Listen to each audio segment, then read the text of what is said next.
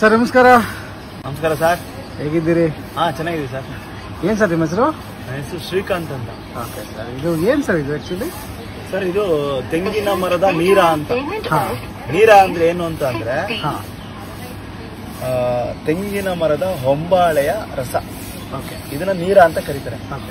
ಕನ್ನಡದಲ್ಲಿ ನೀರ ಅಂತಾನೆ ಕರೀತಾರೆ. ನಾವು ಬೆಳಿಗ್ಗೆ 6 ಗಂಟೆಗೆ ಹೋಗಿ ಕುಡಿಬೇಕಾಯ್ತು ನೀರ ಅಂದ್ರೆ. ಹೌದಾ? ಆಮೇಲೆ ಇದನ್ನ ಒಂದ್ 10 ಗಂಟೆ ಆದ್ಮೇಲೆ ಕುಡಿದ್ರೆ ಇದನ್ನ ಎಂಡ ಅಂತ ಕನ್ನಡದಲ್ಲಿ ಕರೆಯೋದು. ಎಂಡ ಕುಡಿಯಕ್ ಬಂದ್ರು. ಅದೇ ಬೆಳಿಗ್ಗೆ 6 ಗಂಟೆಗೆ ಕುಡಿತಿದ್ರು. ಕಾರಣ ಏನಂದ್ರೆ ಅದು ತುಂಬಾ ಹೆಲ್ತ್ ಬೆನಿಫಿಟ್ಸ್ ಇರುತ್ತೆ.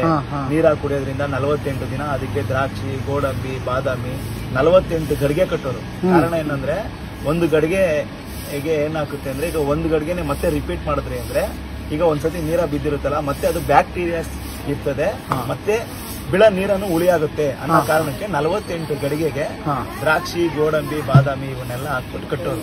ಇದನ್ನ ಕುಡಿಯೋದ್ರಿಂದ ತುಂಬಾ ಹೆಲ್ತ್ ಬೆನಿಫಿಟ್ಸ್ ಇತ್ತು. ಏನಕ್ಕೆ ಅಂತ ಹೇಳಿದ್ರೆ ಇದಕ್ಕೆ ಡ್ರೈ ಫ್ರೂಟ್ಸ್, ಸರ್ ಒಂದ್ ಗ್ಲಾಸ್ ಡ್ರೈ ಫ್ರೂಟ್ಸ್ ಇವೆಲ್ಲ ಹಾಕೋದ್ರಿಂದ ಏನಾಗ್ತಿತ್ತು ಅಂದ್ರೆ, ಇದರಲ್ಲೇ ಕೆಲವು ಅಧ್ಯಯನಗಳು ಹೇಳುತ್ತೆ ನೀರಲ್ಲಿ ತುಂಬಾ ಬೆನಿಫಿಟ್ಸ್ ಇದೆ ಅಂತ ಹೇಳ್ಬಿಟ್ಟು. ನೋಡಿ ಸರ್, ನಮಸ್ಕಾರ.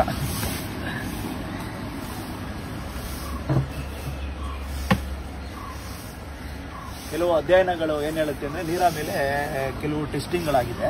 ನೀರದಲ್ಲಿ ಏನೇನು ವಿಟಮಿನ್ಸ್ ಇದೆ ಅಂತ ಹೇಳ್ಬಿಟ್ಟು. ನೀರದಲ್ಲಿ ನಿಮ್ಗೆ 17 ಅಮೈನೋ ಆಸಿಡ್ಸ್ ಸಿಗುತ್ತೆ. ಮತ್ತೆ ಇದರಲ್ಲಿ pH ವ್ಯಾಲ್ಯೂ ಬಂದು 657 ವರೆಗೂ ಇರ್ತದೆ.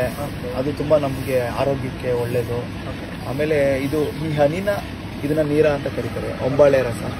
ತೆಂಗಿನ ಮರ ಯಾವತ್ತಿದ್ರು ಕಲ್ಪವೃಕ್ಷ ಅಂತ. ಅದರಲ್ಲಿ ತುಂಬಾ ವಿಟಮಿನ್ಸ್, ತಾಯಿ ಎದೆಹಾಲ್ಗೆ ಈಕ್ವಲೆಂಟ್ ಅಂತಾರೆ. ಏನಕ್ಕೆ ಅಂದ್ರೆ ಅದರಲ್ಲಿ ಲಾರಿಕ್ ಆಸಿಡ್ ಅಂತ ಇರ್ತದೆ. ನಾವು ಕೆಲವು ಒಂದು ಅಧ್ಯಯನಗಳನ್ನ ಮಾಡಿಸ್ಬಿಟ್ಟು ನೀರ ಪಾಲಿಸಿ ಅಂತ ಒಂದಿದೆ. ಅದರಲ್ಲಿ ಏನಂತ ಹೇಳಿದ್ರೆ, ಮಾಡರ್ನ್ ರಿಸರ್ಚ್ ಮತ್ತೆ ಆಯುರ್ವೇದದಲ್ಲಿ ಕೆಲವು ಡಾಕ್ಯುಮೆಂಟ್ಗಳು ಅದನ್ನೆಲ್ಲ ತಗೊಂಡು ಒಂದು ಸರ್ಕಾರಕ್ಕೆ ನಾವು ಡಾಕ್ಯುಮೆಂಟ್ ಕೊಡ್ತೀವಿ. ನೀರ ಕುಡಿಯೋದ್ರಿಂದ ಏನೇನು ಬೆನಿಫಿಟ್ಸ್ ಇದೆ ಅಂತ.